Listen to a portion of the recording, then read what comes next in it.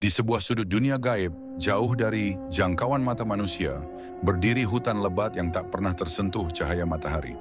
Pohon-pohon raksasa menjulang, akar-akarnya melilit seperti ular, dan kabut hijau selalu menggantung di udara.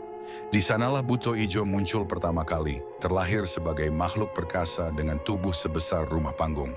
Kulitnya hijau kelam, matanya merah menyala, dan giginya tajam bagai tombak. Meski tubuhnya mengerikan, Buto Ijo menyimpan banyak kelemahan. Hatinya lugu, mudah tergoda, dan nafsunya besar. Semua makhluk gaib tahu, bila ada perempuan cantik lewat, mata Buto pasti berbinar. Suatu malam, di tepi sungai gaib yang airnya memantulkan cahaya bulan merah, Buto bertemu dengannya. Seorang perempuan gaib berwajah rupawan, rambutnya panjang terurai, kulitnya pucat berkilau, dan matanya seperti menyimpan rahasia. Buto terpesona seketika. "Siapakah engkau, wahai putri malam?" tanya Buto. Suaranya bergemuruh seperti petir namun terlihat jelas sedang dibuat-buat. "Aku Karsumi, arwah yang terusir dari dunia manusia, dan aku tak punya tujuan. Aku tak bisa menggapai neraka maupun membayangkan surga," jawab Karsumi penuh kelembutan namun misterius. "Wahai putri malam, wajahmu seperti bulan purnama yang jatuh ke rawa, membuat ikan-ikan pun rela mati kepanasan," katanya dengan gagah-gagahan, padahal napasnya bau anyir. Karsumi terkejut, lalu menutup mulut menahan tawa. "Kau ini siapa? Berani sekali merayuku." Buto membusungkan dada, mencoba terlihat gagah. "Aku Buto Ijo, makhluk paling perkasa di hutan ini. Jika kau jadi istriku, aku akan menebang 1000 pohon hanya untuk membuat ranjangmu dan merobek 1000 rusa hanya untuk jadi selimutmu." Perempuan itu tersenyum sinis. "Janji besar untuk tubuh sebesar gunung. Apa kau juga pandai menjaga hati?" Buto mendekat, lalu berbisik dengan nada yang ia kira romantis. "Hati ini kosong tanpamu, seperti guci tanpa tuak. Kalau kau mau, izinkan aku mengisinya dengan senyummu. Kalau tidak, biarkan aku terjun ke sungai dan jadi batu lumut selamanya." Perempuan itu akhirnya tertawa lepas. Buto pun makin percaya diri. Ia menambahkan rayuan terakhir dengan polos tapi kocak. "Dan ingatlah, kalau kau jadi istriku, meski wajahku hijau, cintaku padamu tetap matang, tidak mentah." Mereka bercakap-cakap lama, hingga akhirnya rasa kagum berubah jadi cinta. Tak butuh waktu panjang, Buto melamar perempuan itu dengan cara gaibnya sendiri. Mengangkat pohon besar dan menancapkannya ke tanah sebagai tanda keseriusan. Perempuan itu menerimanya. Pernikahan mereka berlangsung meriah. Para makhluk gaib berdatangan. Genderuwo, wewe gombel, tuyul, hingga pocong berjejer seperti tamu undangan. Mereka menari di bawah bulan, menyanyikan kidung kuno. Buto merasa dirinya makhluk paling beruntung di jagat gaib. Mendapat istri cantik, rumah sederhana di hutan, dan malam-malam penuh gairah. Awalnya kehidupan mereka indah. Buto selalu mendekap istrinya, selalu haus akan sentuhan. Istrinya menurut saja, meski kadang letih. Namun setelah beberapa bulan, tabiat asli Buto mulai terlihat jelas. Ia malas. Saat makhluk lain sibuk mencari tumbal manusia atau merampas nyawa, Buto hanya tidur di gubuk atau bermalas-malasan di sungai. Ia lebih sibuk mengejar istrinya, menuntut dilayani hampir setiap saat. "Buto, aku lelah," bisik istrinya suatu malam, terengah setelah permintaan kesekian kalinya. "Sekali lagi saja," desah Buto dengan mata berapi-api. Hari-hari berlalu dan kesabaran istrinya menipis. Tak pernah sekalipun Buto membawa pulang darah segar atau jiwa manusia sebagai nafkah. Padahal di dunia gaib itu adalah kewajiban suami untuk memberi makan dan kekuatan pada keluarganya. Akhirnya istrinya marah. "Kau hanya tahu meminta, tapi tak pernah memberi. Kau pikir aku mesin pemuasmu? Di mana nafkahmu? Mana darah, mana jiwa manusia yang seharusnya kau bawa?" Buto terdiam, wajahnya memerah. Ia mencoba merayu, tapi istrinya menolak. Malam itu, untuk pertama kalinya, Buto tidur sendirian. Hari-hari berikutnya, istrinya semakin dingin. Ia acuh, menolak disentuh. Buto merasa dunia runtuh. Nafsu birahinya tak tersalurkan, sementara harga dirinya sebagai raksasa diinjak. Dalam kegelisahan, Buto pergi menemui teman-temannya. Para makhluk halus lain. Mereka sedang duduk-duduk di tepi rawa, tertawa sambil membagi cerita rampasan. Aku dapat 3 kepala manusia minggu ini, kata salah satu. Aku membawa darah segar 1 ember penuh, sambung yang lain. Buto hanya bisa duduk diam, wajah muram. Ketika ia curhat tentang istrinya yang enggan melayani, semua makhluk itu meledak tertawa. Hahaha, raksasa perkasa kalah di ranjang, ejek pocong kurus sambil terguling. Tak bisa bawa nafkah, tak bisa jaga istri. Seru wewe gombel, menepuk pahanya. Buto malu setengah mati, tapi juga marah. Suaranya berat saat berteriak, "Diam kalian! Aku hanya sedang sial." Di tengah ejekan itu, satu sosok bangkit. Ganderwo, tubuhnya hitam besar, matanya merah menyala. Ia tak ikut tertawa, hanya menyeringai. "Buto," katanya pelan, "aku tahu pekerjaan yang cocok untukmu. Kau tak perlu repot berburu, tak perlu susah payah. Kau hanya perlu melakukan hal yang sudah jadi kesukaanmu." Buto terperangah. "Apa maksudmu?" Ganderwo mendekat, menepuk bahu Buto dengan telapak tangannya yang kasar. "Ada jalan agar nafsumu tersalurkan, sekaligus kau bisa bawa nafkah. Tapi ingat, ini bukan jalan biasa. Kau berani?" Mata Buto berbinar. Ia tak tahu bahwa tawaran itu akan menyeretnya pada kontrak mengerikan, yang kelak mengubah hidupnya selamanya. Sejak kecil, Sekar sudah akrab dengan cemoohan. Anak-anak seusianya menertawakan wajahnya yang tidak simetris. Satu matanya lebih besar, hidungnya miring ke kiri, dan giginya maju ke depan seperti ingin kabur dari bibir. Orang-orang dewasa pun tak kalah kejam. Tetangga menyebutnya bayangan gagal ciptaan Tuhan. Sementara keluarganya sendiri lebih sering menutupi wajahnya jika ada tamu datang. Kini ketika usia sudah menginjak 25, tak ada seorang pun lelaki yang sudi meliriknya. Bahkan tukang tambal ban di ujung kampung yang terkenal genit pun mengibaskan tangan dengan wajah ngeri setiap kali Sekar mencoba senyum. Hidupnya miskin, rumahnya reot, pekerjaannya serabutan. Yang lebih parah, rasa sepi menghantui setiap malam. Bukan hanya sepi dari teman, tapi juga sepi dari sentuhan. Di dasar hatinya Sekar memendam dendam. Kalau aku kaya, mereka pasti bungkam. Kalau aku punya harta, bahkan lelaki tampan pun akan antri di depan rumahku.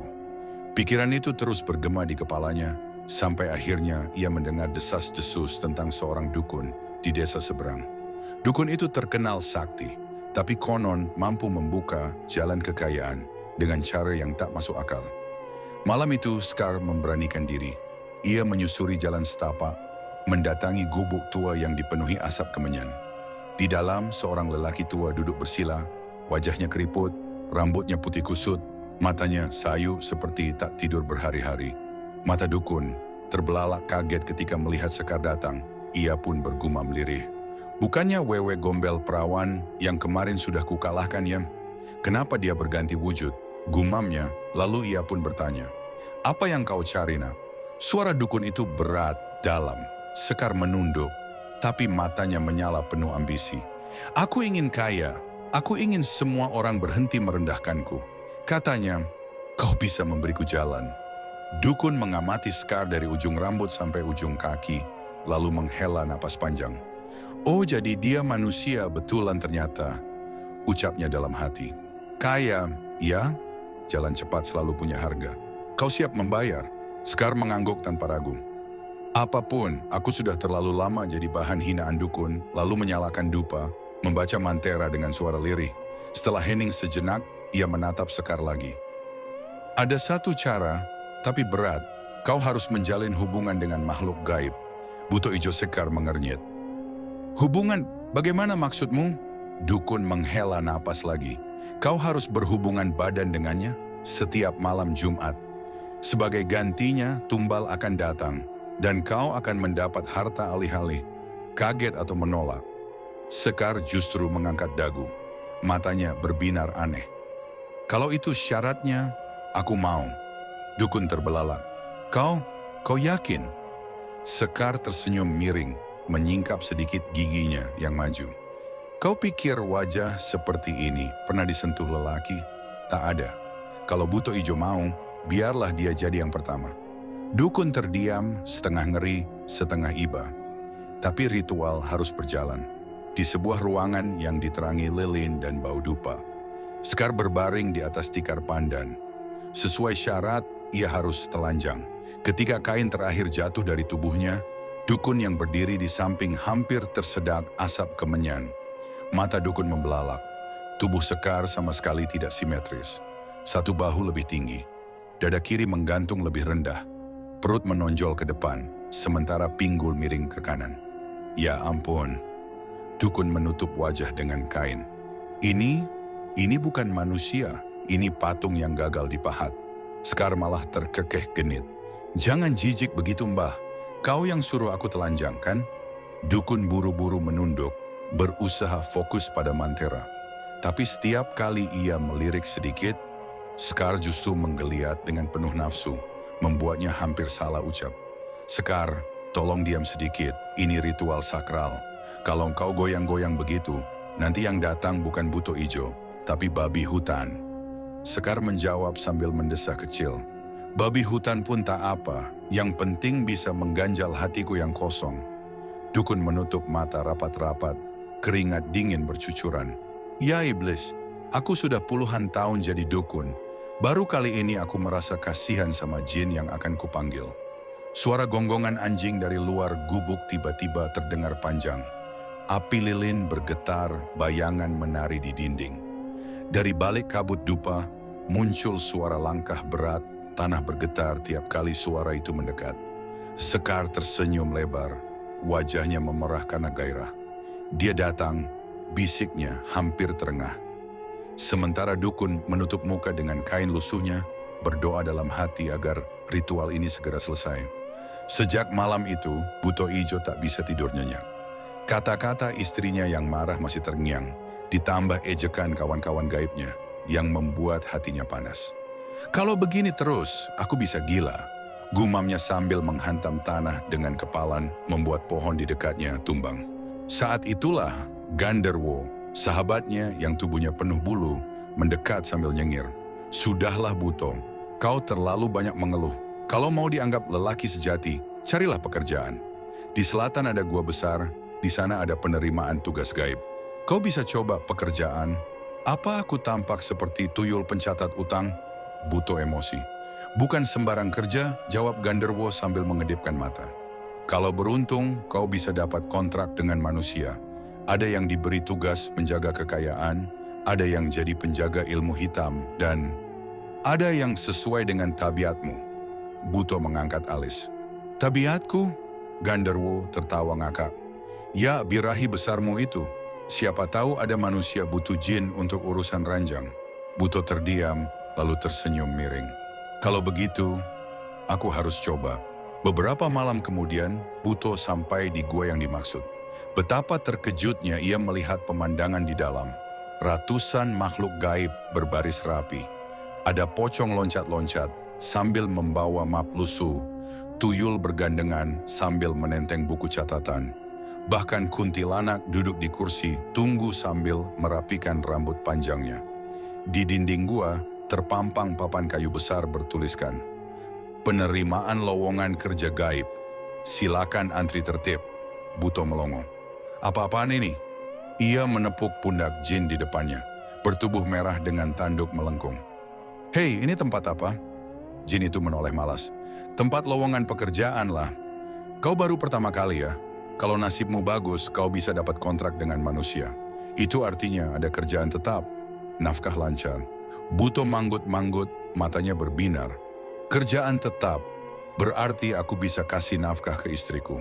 Hah, dia pasti bangga padaku nanti.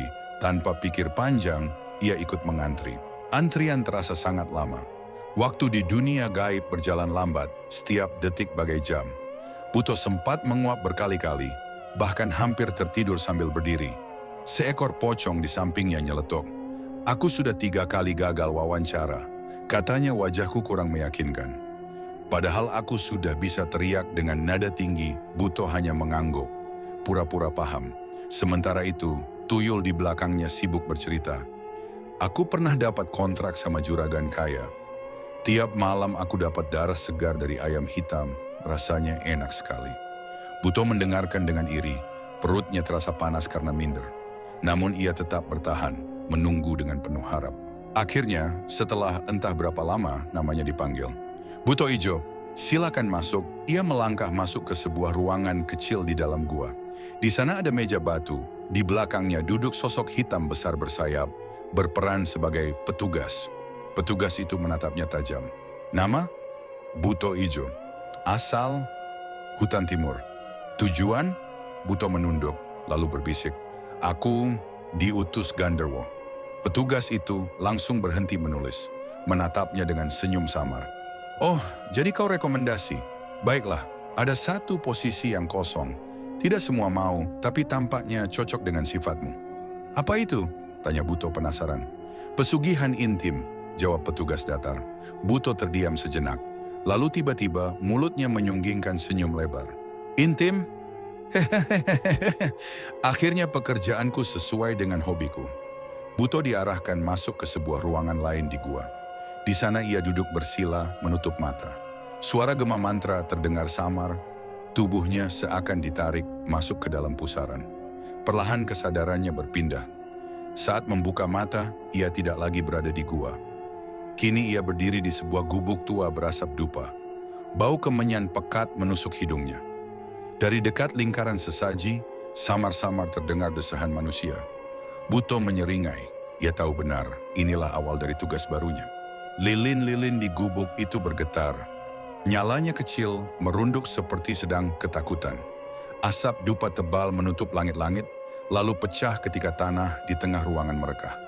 Dari celah gelap itu muncul bayangan besar, perlahan membentuk sosok raksasa hijau dengan tubuh penuh urat dan bau tanah busuk yang menusuk hidung. Buto Ijo berdiri tegak, kepalanya hampir menyentuh atap anyaman. Matanya menyala merah, giginya runcing, napasnya mengeluarkan dengus panas bercampur bau darah hewan. Dukun tua di pojok gubuk langsung jatuh terduduk, tubuhnya gemetar. Keringat dingin mengucur deras di kening. Bibirnya tetap komat-kamit. Sekar yang sejak tadi berbaring telanjang sempat kaget, kemudian tersenyum. Senyum lebar, liar, penuh rasa penasaran tentang apa yang akan terjadi selanjutnya. Buto menatapnya lama, wajah Sekar hancur tak simetris, mata kanan lebih kecil dari kiri, hidung bengkok, bibir tebal menjulur, pipi bopeng penuh bekas luka. Tubuhnya pun tak proporsional. Satu bahu lebih tinggi, pinggul miring, kulit kasar penuh bercak. Sesaat Buto ingin berbalik pergi. Ya ampun, beginikah jatah pertamaku? Malang sekali nasibku, pikirnya getir. Namun kontrak sudah menahannya. Ia tak bisa kabur. Sekar mulai bangkit tanpa disuruh dan segera menjilat bibir tebalnya yang retak-retak, lalu berbisik parau. Akhirnya kau datang, aku sudah menunggu. Suara itu serak, dalam, dan entah bagaimana justru membuat suasana semakin mencekam. Buto mencoba meredam rasa jijik yang naik ke tenggorokannya. Ia membuka mulut, suara beratnya bergema seperti guru. Aku yang ditugaskan malam ini. Sekar tertawa kecil, serak, dan memekakkan telinga. Tak perlu basa-basi, Buto besar. Dekatlah, lihat tubuhku. Haus, sangat haus. Dukun tua spontan menutup wajahnya dengan kedua tangan, tubuhnya terguncang. Ia nyaris muntah, namun tetap harus membaca mantra. Lidahnya terbata-bata, beberapa huruf kuno meleset, membuat nada doanya terdengar kacau. Buto melangkah, tanah bergetar setiap tapak kakinya. Suara bambu di dinding gubuk berderit seolah hendak roboh. Ia merendahkan tubuhnya, jemari besar dan kasar menyentuh kulit Sekar. Kulit dingin penuh bercak itu membuat bulu kuduk Buto meremang. Tetapi Sekar melengkungkan punggungnya, merintih panjang, suara rintihan yang lebih menyeramkan daripada erangan kesakitan. Ya, lebih dekat, desis Sekar, matanya memutih separuh. Buto mendorong tubuhnya lebih dalam ke lingkaran sesaji. Hawa panas bercampur dingin menyeruak, membuat ruangan seakan berada di antara dua dunia. Lilin meredup, asap dupa menempel di dinding seperti darah yang merembes. Ketika tubuh raksasa itu menindih Sekar, Suara erangan bercampur dengan geraman rendah. Gubuk mulai bergetar. Atap anyaman bambu merintih. Debu jatuh dari sela-sela. Sementara dukun di pojok berusaha keras melanjutkan mantranya meski lidahnya nyaris terbelit. Asap hitam tebal keluar dari tubuh mereka berdua, berputar liar di udara, membentuk simbol gaib yang bersinar merah menyala. Suara gaib bergema, jeritan, tawa, dan bisikan yang tak berasal dari mulut manusia. Lilin satu persatu padam, gelap gulita. Hanya tersisa suara, desahan sekar yang menggema, geraman buto seperti binatang buas, dan mantra dukun yang kacau, patah-patah, seakan memanggil bencana. Puncaknya, gubuk berguncang hebat, tanah bergetar, sekar berteriak panjang, bercampur tangis dan tawa. Buto meraung, suaranya memekakkan telinga. Dari tanah lingkaran sesaji, emas berkilauan tiba-tiba bermunculan, memenuhi sebuah kantong kain tua. Ketika semua mereda, hanya ada hening. Sekar terbaring lemas, senyum puas membelah wajah jeleknya. Tangan keriputnya meraih kantong emas itu, memeluknya seperti bayi. Harta dan kepuasan, milikku sekarang. Buto terengah dengan tubuh masih berasap, menatap Sekar dengan getir. Dan ini harus aku lakukan setiap malam Jumat? Tanyanya dalam hati penuh kesedihan. Sekejap kemudian, kabut menelan tubuh raksasa itu. Ia lenyap kembali ke alam gaib. Sekar memejamkan mata, memeluk emasnya, sementara dukun tua di sudut hanya terduduk lemas. Wajahnya pucat, tangannya gemetar. Ia menatap kosong langit-langit gubuk, lalu bergumam lirih. Selanjutnya, kau harus lakukan sendiri. Persiapkan semuanya sendiri, dan jangan ganggu aku lagi, ucap sang dukun dengan nafas ngos-ngosan. Asap hitam yang menelan tubuh Buto Ijo di gubuk Sekar perlahan buyar, lalu berganti dengan kabut merah pekat. Ia sudah kembali ke alam gaib. Hutan hitam menjulang di sekelilingnya. Pohon-pohon kering dengan cabang seperti tangan menjerat. Jeritan samar terdengar di kejauhan. Langkah kakinya berat. Tanah hitam berlendir memantulkan suara jelek, jelek, jelek. Setiap ia melangkah, amarah masih mendidih di dadanya. Wajah Sekar yang tak simetris terus menghantui, membuat ulu hatinya mual. Ia tahu harus segera menemui Ganderwo. Di mulut gua raksasa berlumut, Buto meraung, "Ganderwo, bajingan, keluar kau!" Gua itu berguncang. Dari dalam, sesosok makhluk hitam berbulu, bermata api, keluar sambil tertawa. Suaranya bergema seperti batu besar berguling. "Hahaha, sudah kuduga kau akan marah," kata Ganderwo, taringnya mencuat panjang. "Bagaimana Buto, nikmat bukan jatah pertamamu?" Buto menggedor tanah dengan tinjunya. Tanah bergetar, makhluk-makhluk kecil berterbangan. "Nikmat kepalamu, kau sengaja menipuku. Perempuan itu, astaga, wajahnya bisa bikin setan gila." Ganderwo semakin terbahak, tubuh besarnya bergetar. "Kau kira aku tak tahu? Dia itu mantan calon pesugihanku."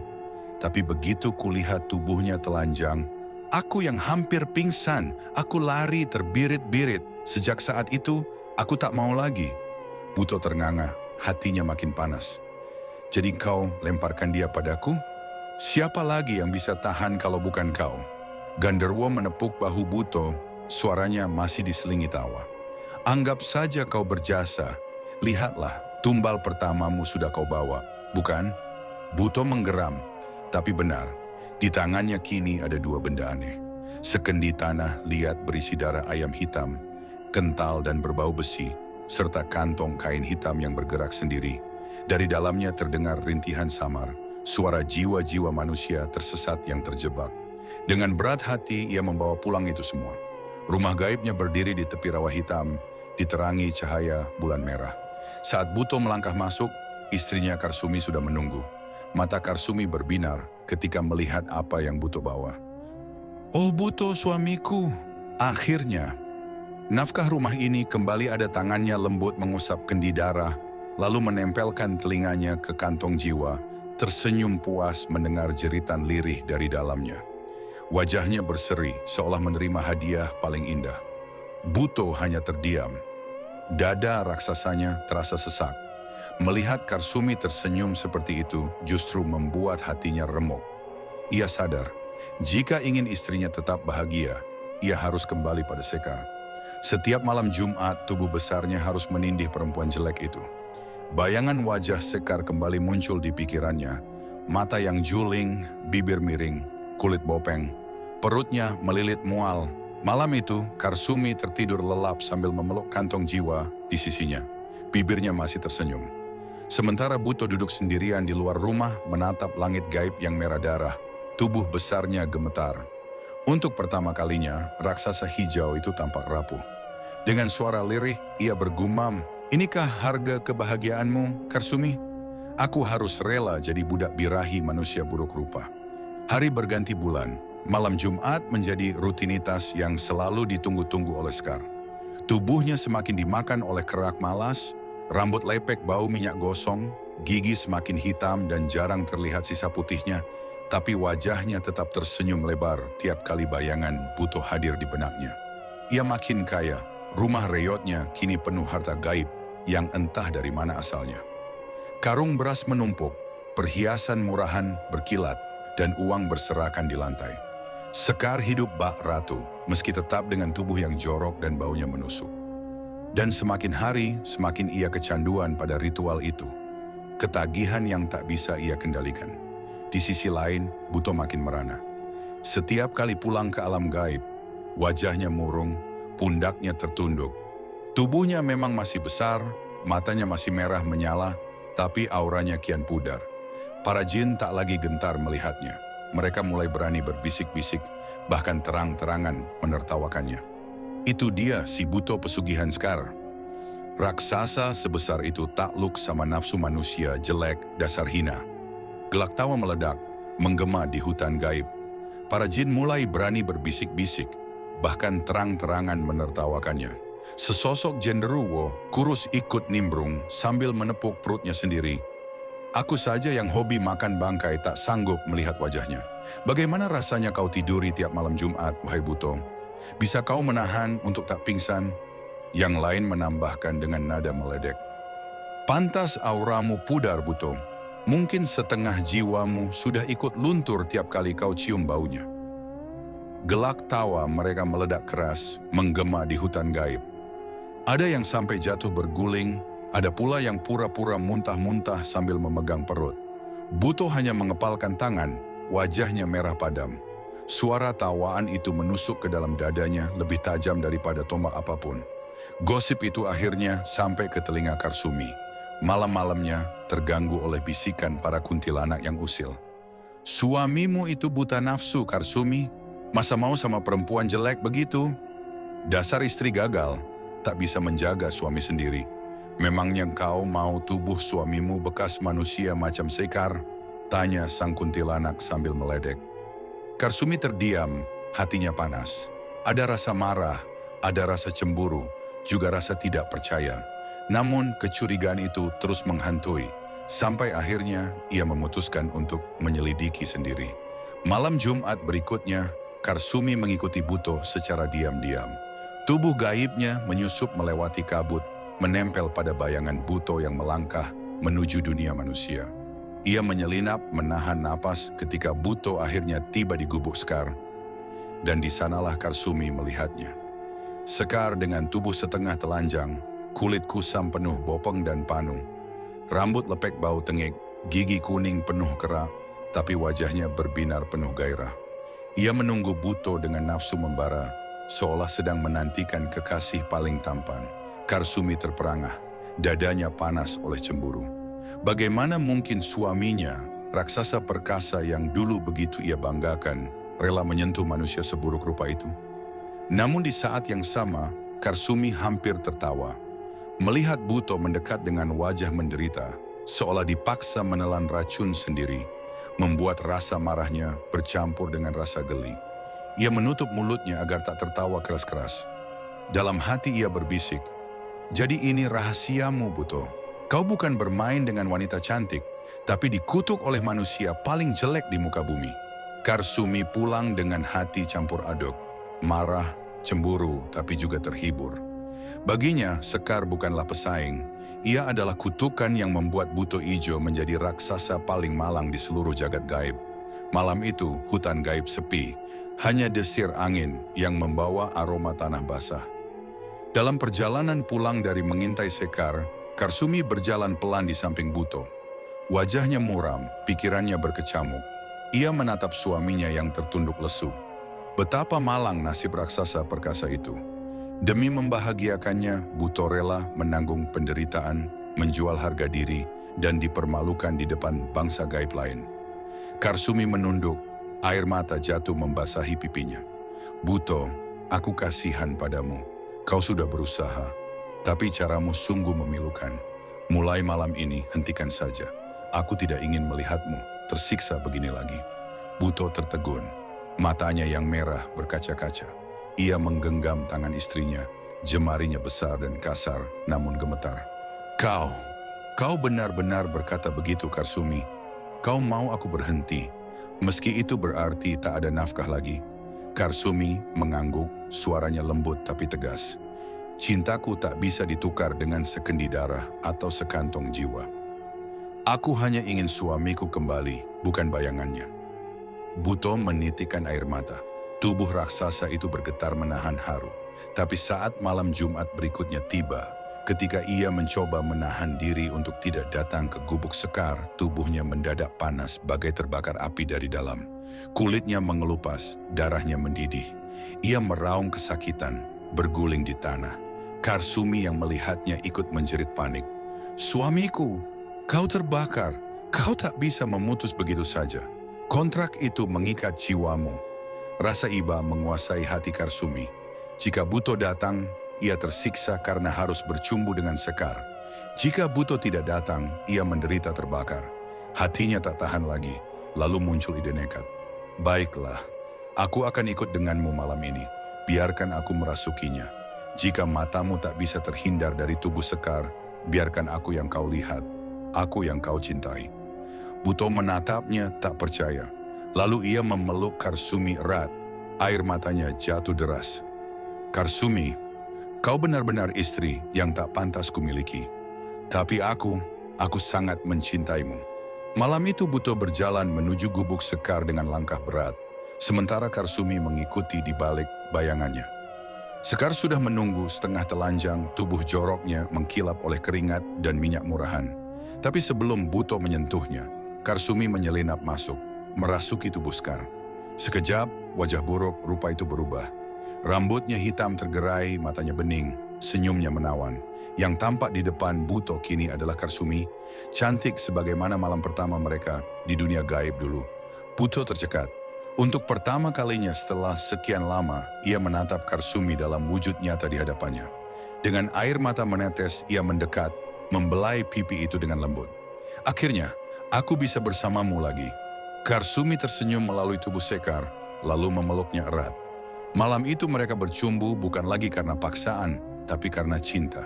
Sentuhan mereka penuh kerinduan, tatapan mereka menyatu dalam harapan untuk hidup seperti pasangan biasa. Namun kebahagiaan itu hanya sekejap. Tanpa mereka sadari, warga desa yang sudah lama curiga pada Sekar malam itu diam-diam mengintai. Puluhan orang berkumpul di sekitar gubuk, menyalakan obor, dan bersama-sama melantunkan doa penangkal bala. Suara mereka bergema seperti gemuruh petir, menembus dinding gaib dan menghantam tubuh Buto serta Karsumi. Tiba-tiba api gaib menyambar. Dinding gubuk retak, udara bergetar. Buto memeluk Karsumi sekuat tenaga saat tubuh mereka mulai terbakar. Kulit Buto melepuh, sayatan api mengoyak otot-ototnya. Namun ia tidak bergerak sedikit pun, tetap memeluk istrinya. Karsumi menatapnya dengan mata berkaca. Buto, jika ini akhirnya, aku bahagia karena aku bersamamu. Buto tersenyum meski tubuhnya hangus. Kau satu-satunya yang membuatku merasa berarti. Api membungkus mereka, tubuh raksasa itu menyusut, menyatu dengan tubuh Karsumi yang ikut terbakar. Jerit kesakitan tak pernah terdengar, hanya bisikan lembut doa terakhir sepasang suami istri yang memilih binasa bersama. Api suci yang dipanggil doa-doa warga menyambar, memeluk tubuh Buto dan Karsumi sekaligus. Daging mereka mendesis, kulit melepuh, tapi Buto tak melepas pelukan pada istrinya. Justru ia merangkul lebih erat, seolah api yang menyiksa hanyalah angin hangat. Karsumi menggigil, tubuhnya mulai retak seperti arang. Dengan sisa tenaga, ia menatap suaminya. Buto, tubuhku terbakar, tapi hatiku hangat, karena aku bersamamu. Buto terisak, air matanya menguap sebelum sempat jatuh ke pipi. Anak, Karsumi, maafkan aku. Aku suami yang lemah. Aku membuatmu menanggung aib. Aku menyeretmu ke dalam penderitaan ini. Karsumi menggeleng, bibirnya yang mulai pecah tersenyum lembut. Kau tak pernah lemah di mataku. Kau lelaki yang rela mengorbankan segalanya untukku. Itu cinta yang takkan pernah mati, meski api melahap tubuh kita. Buto memejamkan mata, kepalanya menempel di dahi Karsumi. Andai ada kehidupan setelah ini, aku hanya ingin satu hal, bertemu lagi denganmu. Tak peduli aku jadi raksasa abu atau hanya bayangan. Api semakin membesar, memakan tubuh mereka hingga tinggal tulang hitam. Namun di tengah kobaran, Karsumi masih berbisik, nyaris tak terdengar. Aku akan menunggumu, Buto. Dimanapun, kapanpun, aku akan jadi istrimu lagi. Buto tersenyum untuk terakhir kalinya, lalu menjawab dengan suara serak yang parau. Kalau begitu, kita akan terbakar bersama, tapi cintaku padamu, Karsumi, takkan pernah jadi abu. Pelukan mereka tak pernah terlepas. Api melumat habis, tapi yang tersisa bukan jeritan, melainkan keheningan penuh kasih. Sepasang jiwa yang memilih menyatu dalam kematian. Di sudut gubuk, tubuh Sekar yang terlepas dari rasukan Karsumi menjerit histeris. Wajah buruk rupanya kembali, kini penuh luka bakar, kulitnya melepuh dan terkelupas. Ia berusaha lari, tapi warga sudah menyerbu. Batu, kayu dan cambuk menghantam tubuh telanjangnya. Sekar mati mengenaskan, tubuhnya hancur berlumuran darah, sementara obor membakar gubuk hingga rata dengan tanah. Api akhirnya padam, menyisakan abu, arang, dan bau daging gosong. Warga pulang dengan lega, yakin bala sudah lenyap. Di alam gaib, Abu Buto dan Karsumi berterbangan bersama angin malam. Dua jiwa yang tersiksa kini lenyap, namun dalam kehancuran itu, mereka akhirnya bisa bersatu tanpa rahasia, tanpa penderitaan. Di tengah hutan gaib yang sunyi, di bawah cahaya bulan pucat, sekumpulan makhluk halus berkumpul. Kuntilanak, pocong, genderuwo, bahkan jin-jin kecil yang dulu suka menertawakan Buto kini berdiri diam. Tidak ada tawa, tidak ada ejekan. Malam itu hanya ada kesedihan yang menggantung berat di udara. Di tengah lingkaran, hanya tersisa abu hitam yang berputar pelan ditiup angin. Sisa tubuh Buto dan Karsumi. Beberapa makhluk menunduk, seolah memberi penghormatan terakhir. Dia memang konyol, tapi Buto selalu bisa membuat kita tertawa, ujar seekor jin bermata satu dengan suara bergetar. Dan Karsumi, hatinya lebih indah dari wajah para bidadari. Ia mencintai raksasa itu tanpa syarat. Sambung kuntilanak dengan mata berkaca-kaca. Suasana hening, tidak ada satupun yang berani bercanda lagi. Mereka tahu, cinta sejati jarang ditemukan, bahkan di dunia gaib. Dan malam itu, mereka baru saja kehilangan sepasang makhluk yang membuktikan bahwa cinta bisa ada di balik tubuh paling menakutkan sekalipun. Angin membawa Abu Buto dan Karsumi menari pelan, menyatu dengan gelapnya malam. Seolah dunia gaib sendiri ikut mengantar kepergian mereka. Malam itu ditutup dengan duka. Kisah tragis Buto dan Karsumi menjadi kenangan yang tak akan dilupakan. Tentang cinta, pengorbanan, dan kehangatan yang tetap hidup bahkan setelah api menghabisi segalanya. Dan sejak saat itu, di kalangan makhluk gaib beredar bisikan, cinta Buto dan Karsumi tak padam oleh waktu. Ia menjadi nyala abadi, mengajarkan bahwa bahkan kegelapan pun bisa menyimpan cahaya.